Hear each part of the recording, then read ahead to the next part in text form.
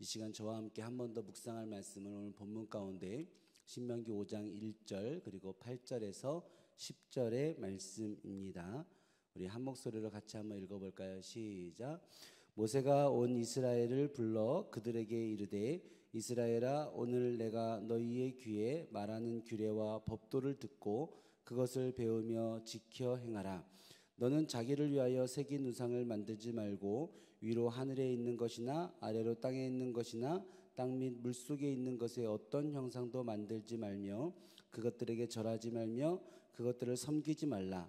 나 내 하나님 여호와는 질투하는 하나님인즉 나를 미워하는 자의 죄를 갚되 아버지로부터 아들에게로 3, 4대까지 이르게 하거니와 나를 사랑하고 내 계명을 지키는 자에게는 1000대까지 은혜를 베푸느니라. 아멘. 어제 말씀을 묵상하면서 하나님께서 우리를 통해서 일하시는 법, 우리와 함께 하시는 방법을 제가 네 글자로 뭐라고 했죠? 사자성어는 아니지만 혹시 기억하십니까? 택인물주라고 얘기했습니다. 사자성어처럼 이제 외워두고 사셔야 됩니다. 그래서 하나님께서 우리를 통해서 일하시는 방법, 택은 택하신다. 택하시면 인도하신다. 인도하시면 우리의 대적들을 물리치신다. 또 물리치시면 끝내 우리에게 약속한 것들을 우리에게 허락하신다, 주신다. 이것이 하나님께서 우리에게 역사하시는 방법이다라고 이야기를 했습니다.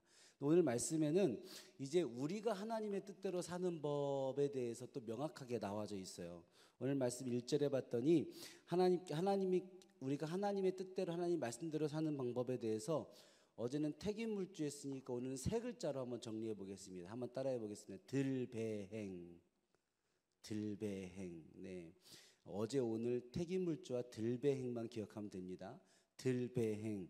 들 뭘까요? 들어라라는 거. 들어라. 오늘 말씀해 보니까 오늘 내가 너희에게 말하는 규례와 법들을 듣고 그것을 배우며 지켜 행하라. 들은 들은 겁니다. 들어라. 배는 배워라라는 거죠. 행은 뭘까요? 행해라라는 것이 행입니다. 들배행. 우리가 하나님 말씀대로 사는 것은 일단 들어야 돼요. 하나님 말씀을 들어야 되는 겁니다. 그것이 우리가 이때 새벽에 하나님의 말씀을 읽고 설교 말씀을 듣고 우리가 하나님의 음성을 예배와 기도회를 통해서 하나님 음성을 듣고자 하는 것 아닙니까? 일단 믿음은 들음에서 나는 거예요. 일단 듣는 것이 중요합니다. 그럼 들은 것으로 되느냐? 그렇지 않아요. 그 말씀을 배워야 돼요.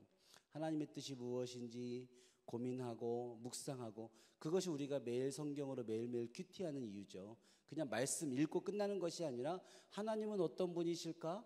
나에게 주시는 말씀은 뭘까? 그렇게 고민하는 겁니다. 그래서 우리가 배우기 위해서 이 시간 또 말씀도 듣고 있고 우리가 먼저 하나님 말씀을 깊이 묵상하는 시간 길지 않아도 10분 정도 먼저 듣는 것 아니겠습니까?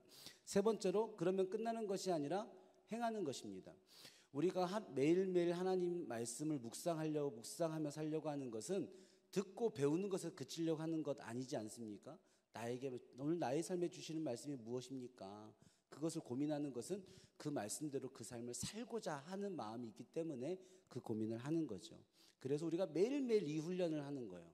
매일매일 하나님 말씀을 듣고 그 하나님 말씀을 배우려고 하고 그 배우고 깨달은 말씀대로 행하려고 살면 우리가 하나님의 말씀과 뜻을 놓치지 않고 살아갈 수 있는 삶이 되는 것이죠. 특별히 오늘 하나님께서는 8절부터 10절 말씀 10계명의 말씀들을 이제 시작하면서 하나님께서 10계명의 말씀들을 시작하면서 우리 가운데 뭐라고 말씀하시냐면 9절에 보니까 이렇게 돼 있어요. 그것들에게 절하지 말며 그것들을 섬기지 말라. 나 내 하나님의 여호와는 질투하는 하나님인즉 나를 미워하는 자의 죄를 갚되 아버지로부터 아들에게로 3, 4대까지 이르게 하거니와. 아멘. 하나님이 나에 대해서 나는 치료하시는 하나님이야, 승리케 하시는 하나님이야, 준비하시는 하나님이야, 많은 하나님에 관해서 이야기하는데 이곳에 이제 질투하시는 하나님이다라는 이야기가 나옵니다. 이 질투하시는 하나님이란 말 참 특이하지 않습니까? 뭐 승리하게 하시는 하나님, 예비하게 하시는 하나님, 함께 하시는 하나님, 치료하시는 하나님 다 긍정적이잖아요. 근데 우리가 질투하는 하나님이라고 얘기했을 때 우리 마음이 이거는 하나님을 너무 망령되이 얘기하는 것이 아닌가라는 그런 생각이 들 수도 있습니다. 근데 이 성경 말씀 가운데 이 질투하신 하나님이라고 표현된 이 부분을 성경의 문학적 표현으로 보면 신인 동형 동성론이다라고 이야기를 해요.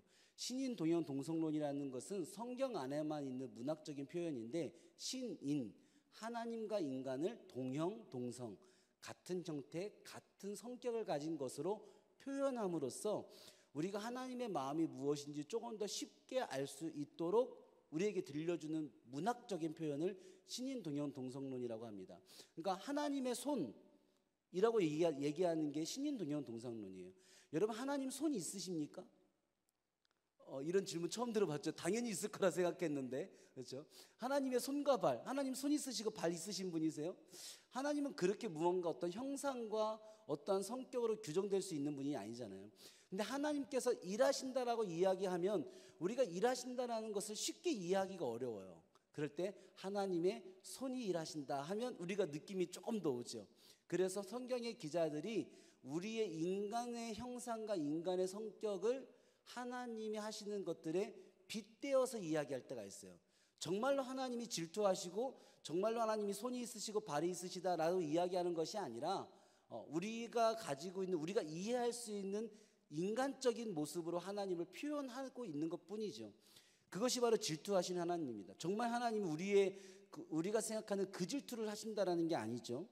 그래서 실제로 이 질투라는 단어에 쓰여진 원어가 칸나라는 단어가 쓰여졌는데요. 이 칸나라는 단어는 인간에게는 붙지 않는 단어입니다. 신의 질투를 이야기할 때만 쓰는 단어예요.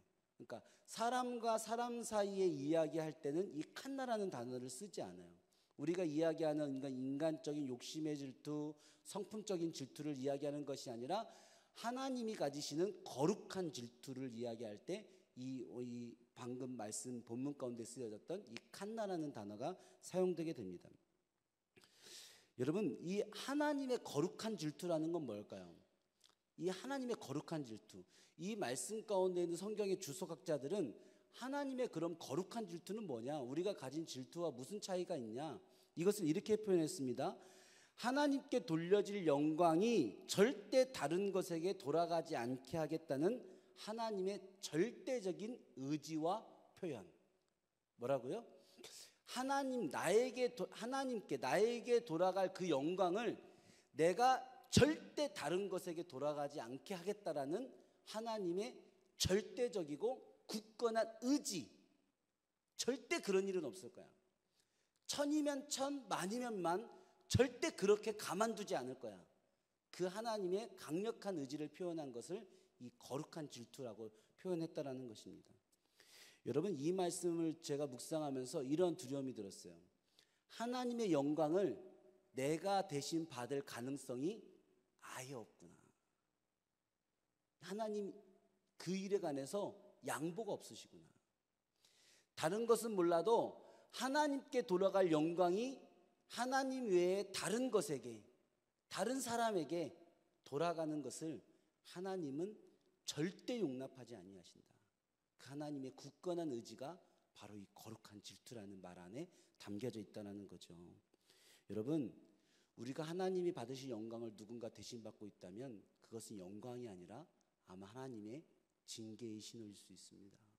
하나님은 그 일을 결코 용납하지 않기 때문입니다. 오늘 이 말씀을 묵상하면서 저는 굉장한 두려움을 느꼈습니다. 이 교회 이뤄가는 일 가운데 하나님 외에 누가 영광 받을 수가 없습니다. 하나님의 거룩한 질투입니다.